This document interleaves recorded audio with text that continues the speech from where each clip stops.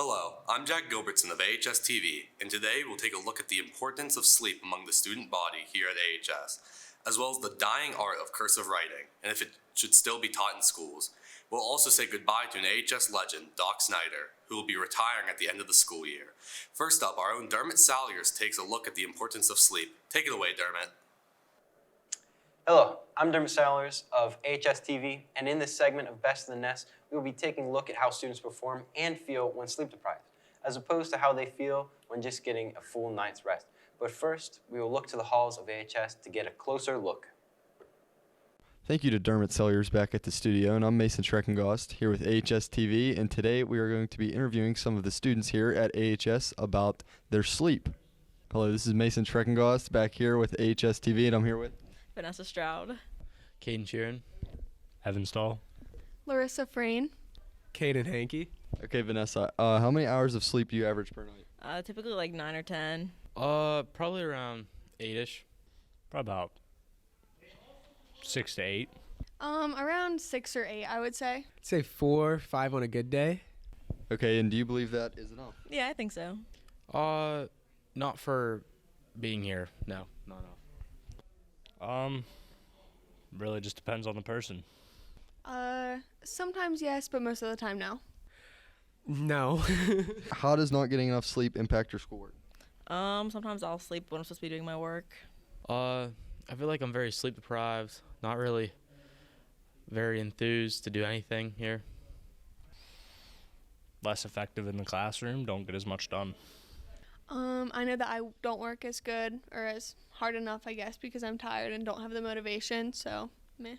I don't feel like doing my work if I'm tired, and sometimes I'll just go to sleep in class instead of doing it. And how does it feel to be at school sleep deprived? Not good. Terrible. Not good. Don't really do too much throughout the day. Yeah. It does not feel good, especially the beginning half of the day. I'm just trying to fight through, and I don't have the focus for school, so. For me, it's not that bad because I have a lot of free periods. If I'm tired, I'll just take a nap. Okay. This is Mason Schreckengost back at it with AHS-TV, and that was a hawk's eye view on their sleep schedule here at AHS. Back to the studio. Thank you. I'm Dermot Salyers of AHS-TV, and I'm now joined by AHS student Harper Volk and Kaden Hankey. Thank you both for being here to talk about your experiences with sleep. Oh, Kaden, buddy, you all right? Buddy, What? you get enough sleep last night? Oh, yeah, just enough, I think. Oh, I see you brought your Well, Keurig. you have to stay prepared, and that's one of the great things that you have to do as a student. You have to be prepared for everything. And Well, what's this about? it's about sleep. Oh, okay, Okay. I do that. For the first question, how many hours of sleep on average do you feel you get a night, Harper? I would say I get around 7 to 8 hours usually, sometimes 9, depending on how I'm feeling. But on average, I'd say around 8. The good recommended amount. Yes. And Kaden? I'd say 30 minutes. 30 Close to. minutes. Yeah. Are you sure that's healthy? Yeah. Good point. Bringing us into the next question. Yeah. Do you feel that is enough sleep for you? No. No. No. Oh, Not at all. I usually try to get an hour, maybe 2. yeah. Okay. Harper, do you feel your sleep is enough? I feel like you could always get more or less, but in general, I'd say that's definitely a good amount to have in my system. Yeah. And for you, Kaden, getting around an hour to 30 minutes of sleep a night, how do you feel you could get more sleep if you wanted some? I think maybe choosing to lay in bed and actually close my eyes instead of being on my darn phone every day, I could get some more sleep. Technology definitely keeps you up, especially if you're scrolling on TikTok or any social medias. Big fan of Instagram Reels. Yeah. Harper, how do you feel you get into the mood of getting some bed? The old glass of warm milk every night, maybe 20 minutes of stretches. Those usually get me right. But in general, I think I just kind of, get off the phone. Of course. Do a little work. Do you actually drink a warm glass of milk every night? Of course not. Okay. I thought that was a fake thing. I didn't know people actually did that. No, I think people do, but I don't. But the other one's For sure, yeah. Like a nice stretching before you go to sleep definitely helps. Yeah. That's awesome. I drink a cold glass of milk, but 4, how does not getting enough sleep impact your schoolwork? It definitely does impact a lot, I would say, just because if you really cannot focus, like your body just cannot function at all. So if you are really tired, if I'm really tired, I end up falling asleep in class a lot, Oh, it seems your and coffee maker's working. it's getting ready for me. Oh. But so this will actually stop me from falling asleep today, and I'll have to do this again tomorrow. Do you think it's healthy relying on coffee that much? I mean, it's healthier than energy drinks. Yeah. So if you think about it, I'm actually really caring about my health. If you say so. Harper, Yeah. how do you believe that getting a full night's rest impacts your schoolwork? I think it helps me stay very focused, keeps me, in the loop and, ready to actually learn and keep it in my mind rather than being, kind of dissociated from what I'm being taught. I definitely agree. Whenever I get low sleep, I feel low in energy. What impacts you the most, making you unable to sleep when you can't sleep? I think just, thinking about life, thinking about, the day before, thinking about my goals, kind of getting in my own head at night. A little bit of stressors, yeah. Yeah, it kind of pulls me away from, the dream world. But in general, I'd say there aren't that many things holding me back because I do get a good amount of time. But I would say those things, more than anything, are the ones that, keep me away from sleeping. Of course. And Kaden, I'll let you. No, go ahead. Uh, It's got to cool down. What do you think impacts you the most, making you stay up at night? Definitely always the phone. The phone? Like, I'll set this down, just time to get serious. The phone is always a big problem. Just social media is designed to make you stay on it as much as possible. That's very And true, yes.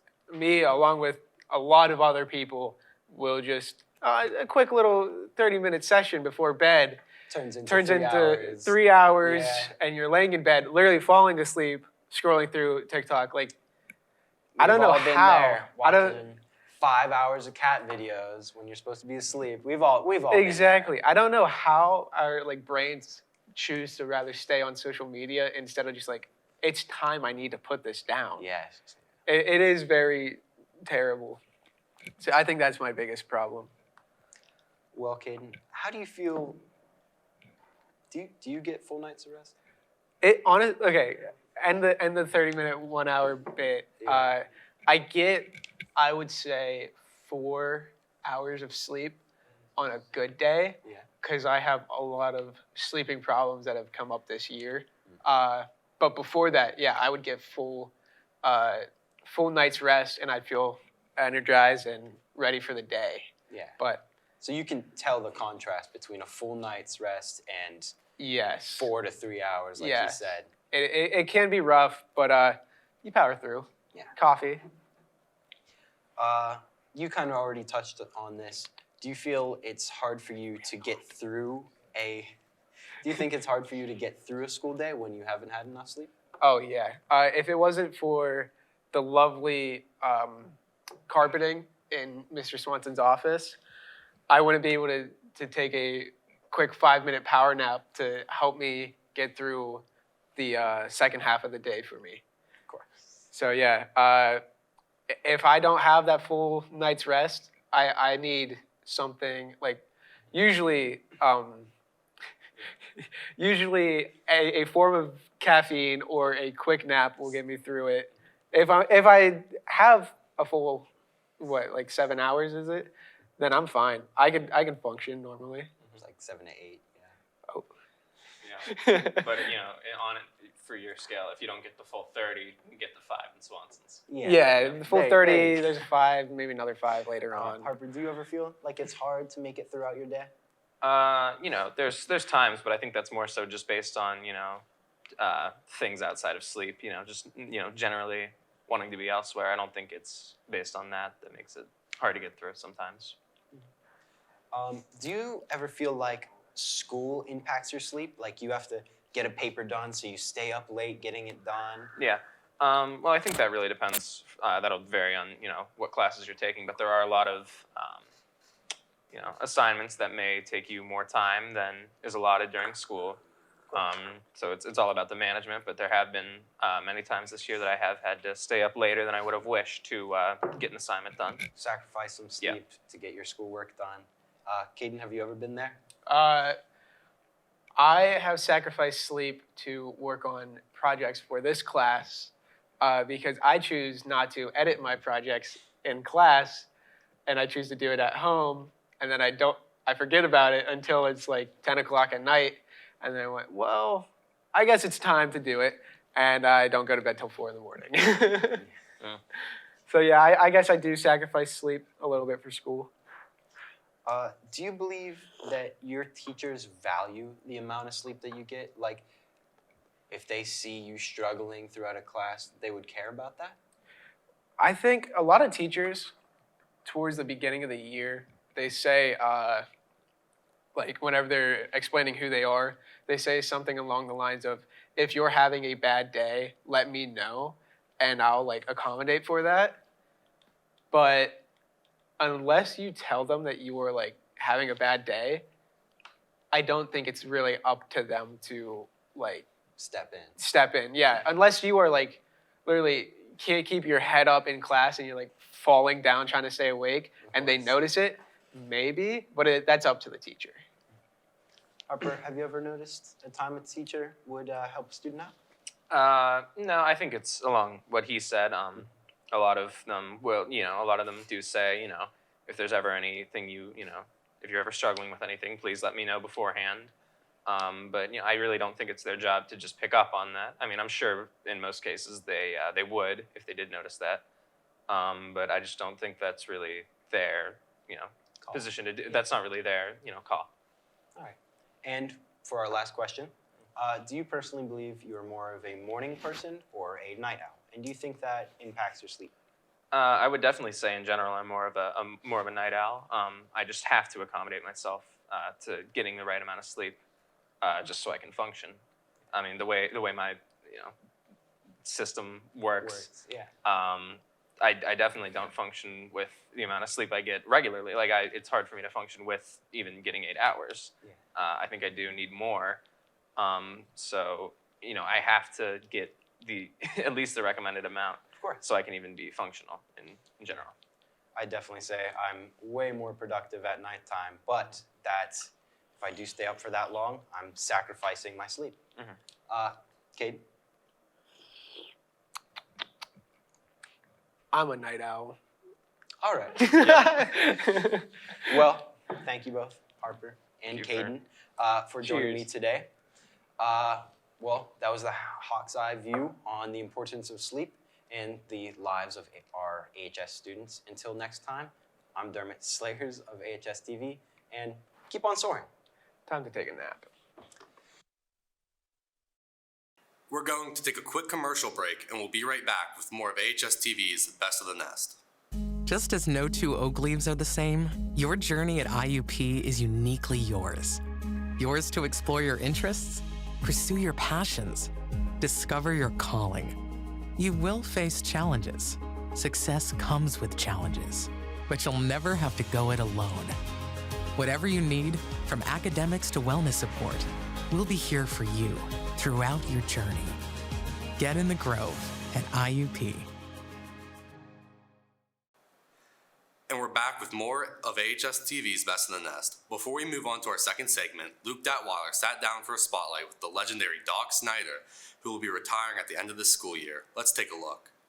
Welcome back to AHS Spotlight. Today I'm here with Doc Snyder, and I'm going to be talking about her retirement from AHS. So Doc, can we start by giving you a short introduction about what you do and what you teach here?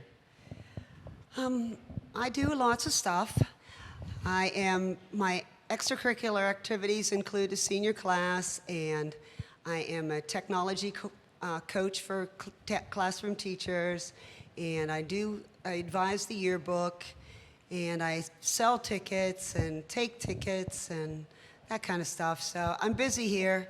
The classes I teach are very varied. Yeah. They are I go from AP stats to differential equations to linear algebra to Calc 2 to Physics 1, 2, and AP Physics, and this year, Physics 3. Anyways, that's great, Doc. You already do a lot, but it's going to be very different once you retire. Do you have any plans after retirement? You know what you're going to do with yourself? I'm way too type A to sit at home, so Right. I will have to do something.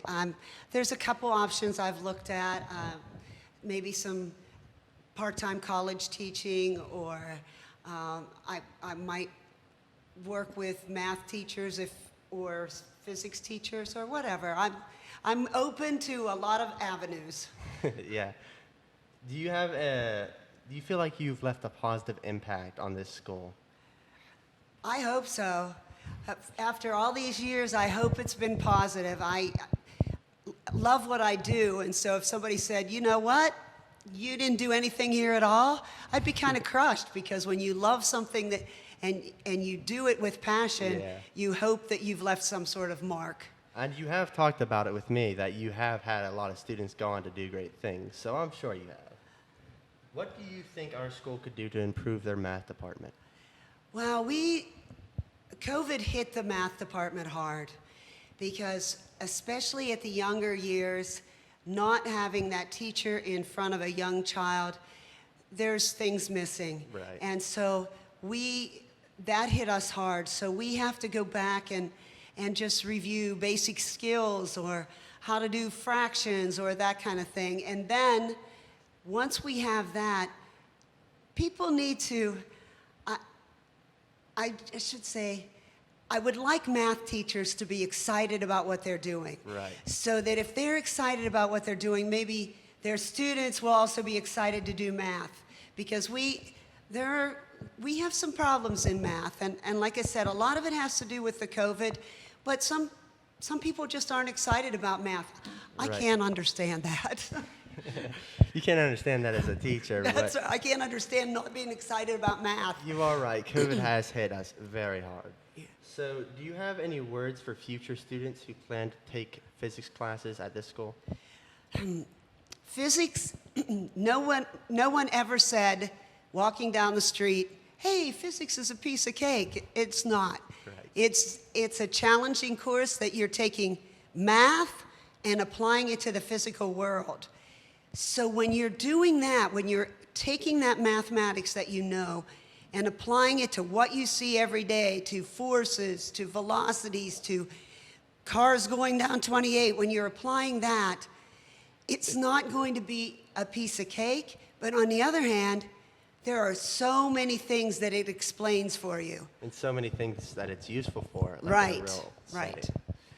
So to wrap things up, what is your favorite thing about being a teacher at Armstrong? My favorite thing is my interaction with students. I will miss that more than anything in the world. You can't even imagine. I love being here. I love my students, and that will be the hardest thing for me. Thank you warned very you. much. I know you were going to get emotional. You warned me. Well, thank you very much, Doc. This has been Luke Detwiler of AHS, signing out. We're going to take another quick commercial break, and we'll be right back with a look at the dying art of cursive writing and another legend, Mr. Turco. Your future beckons, calling from a place where there's plenty of room to grow, where possibilities are abundant, where you'll be challenged every day to uncover the best version of you, where you can blossom. The place, IUP. Here, like the clusters of oaks in our renowned oak grove, we're united in helping you reach new heights. Ready to heed the call? Get in the grove at IUP. And we're back with more of AHS-TV's Best of the Nest. I'm Jack Gilbertson of AHS-TV, and for our final segment this week, we're taking a look at the dying art of cursive writing and ASD teaching legend, Mr. Turco. Take it away, Chase.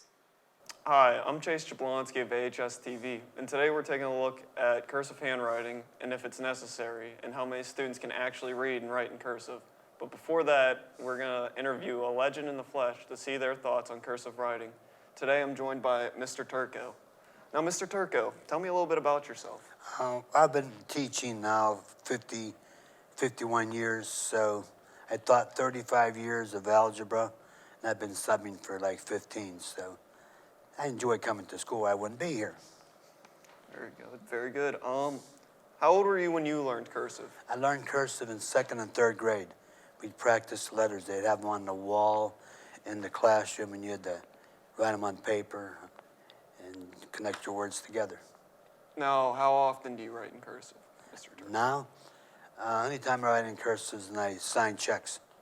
Only when you sign checks? Only when you sign checks. They ask for, when they say sign your signature on credit cards or sign your paperwork. Very little cursive. Now, how many students do you have who write in cursive? Currently, probably not very many. No more than 1 or 2. If you were to write in cursive on the board while teaching a lesson, how confident would you feel that students would be able to read and comprehend what you're writing on the board? I think they should be able to see some of the letters. Some of them are different. There's different ways of doing different cursive. There's different cursive alphabets, but they should be able to read it. Now, do you think cursive is necessary for students to learn? Yes, if they want to read older documents, sort of like the Declaration of Independence or something like that, or Gettysburg Address or something, you'd be able to read it, the actual thing. Yeah, that would be important, probably. Is it annoying to receive a paper written in cursive? I didn't hear the question again. Now, do you feel like it's annoying to receive a paper that's written in cursive? I don't know. I've been subbing. I haven't seen any cursive papers handed in. Very few. Do you think there's a value in writing in cursive? A little bit. A lot of stuff is mostly printed. It's easy to read. Sometimes cursive gets real bad. If you get older people, the older the people are, the worse the cursive is. It makes it hard to read. True, very true. Can you talk a little bit about how you've seen the decline in cursive handwriting during your career or even in your lifetime? When I started teaching a long time ago, teachers in social studies or science would write the notes on the board, write the words in cursive. They wouldn't print them like we do now, but very few people write cursive on the board. It's mostly printed. Big decline. Now, whenever a student does turn in an assignment written in cursive, how well is it written in terms of credibility? Or can you read it? Is it legible? I don't think I can answer that question because I haven't had any people turn any assignments in cursive.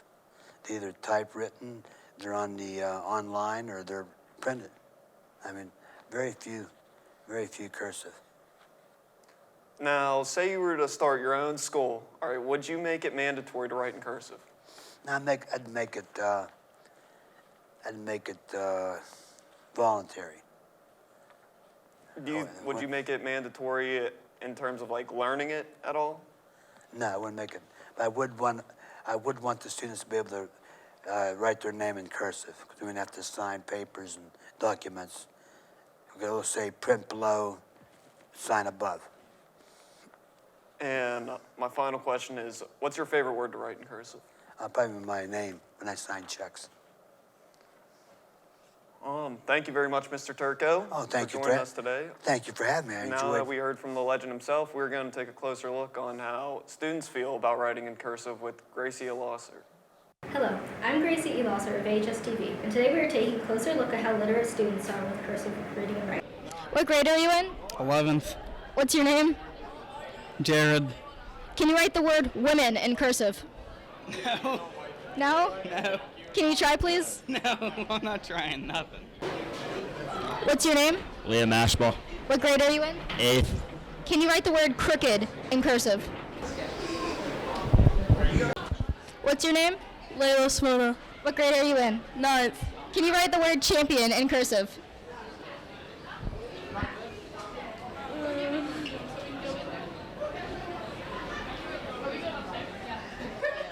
No, that's all I know. Okay. And then N. Okay.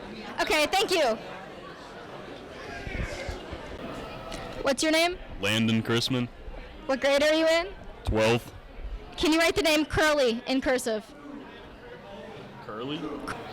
Okay, thank you. Yeah. I think that says Curry.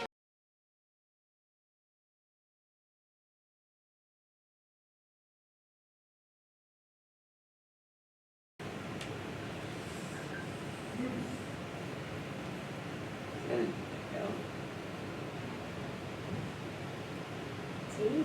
That is not a T. Yep. A B? That is a B. Good job. Is that Is that an I? No. S? That is an S. Well, good job.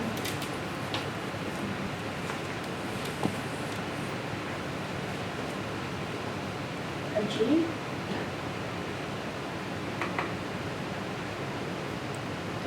Okay. No.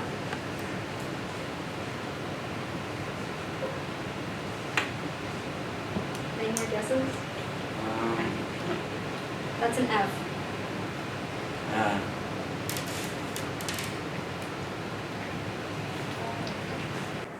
That's all from the Hawks Peak. Let's go back to the studio with Chase Jablonski. Now, Mr. Turco, before we leave, do you have any words of wisdom for anybody out there? My best word of wisdom for students would be keep caught up with their work. Don't fall behind.